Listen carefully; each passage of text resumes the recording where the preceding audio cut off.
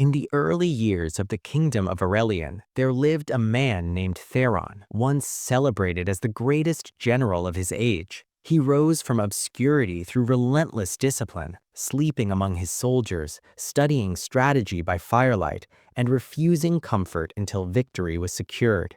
His presence brought order to chaos. His resolve turned fractured armies into unstoppable forces.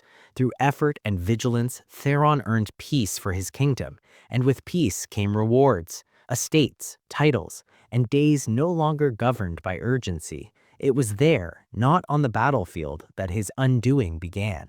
At first, he told himself rest was deserved, that discipline could wait, that tomorrow would come as reliably as it always had. Training drills were postponed, councils left unattended, borders uninspected. Slowly, discipline softened into comfort, comfort into habit, and habit into indifference, until the man who once rose before dawn now lingered in silken halls, convinced his past greatness could protect his present neglect. When distant enemies regrouped and marched against Aurelian, Theron was slow to answer, slower still to prepare, and by the time he took the field again, his army mirrored him, untrained, unfocused, and unready. The defeat was swift, and as the kingdom fell, Theron finally understood that sloth does not strike in moments of weakness, but in seasons of ease, when discipline is allowed to decay quietly. Sloth is often misunderstood. It does not simply mean being lazy or tired.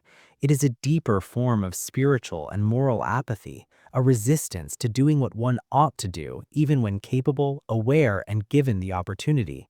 Sloth reveals itself in avoiding responsibility, delaying important decisions, neglecting personal growth and relationships, and choosing comfort, distraction, or ease over meaningful effort. A person can be constantly busy and still live in sloth if their energy is spent avoiding what truly matters. It is considered a sin because it slowly erodes purpose and direction, causing people to drift through life instead of actively choosing what is good, challenging, and worthwhile. Over time, sloth weakens discipline, dulls the conscience, and turns indifference into habit, making inaction feel normal and justified. Sloth is not overcome by sudden motivation or dramatic bursts of effort, but by deliberate and consistent action. The first step is recognizing responsibility and accepting that growth often requires discomfort.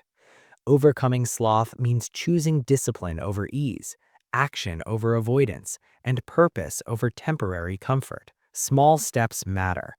Doing one meaningful task, showing up when it feels inconvenient, and building routines that support responsibility. Rest should be used to recover strength, not to escape duty. The opposite of sloth is diligence, steady effort, persistence, and a willingness to act even when motivation is low. Through consistent, intentional choices, sloth loses its grip and is replaced by momentum, clarity, and a renewed sense of purpose. Thank you for listening.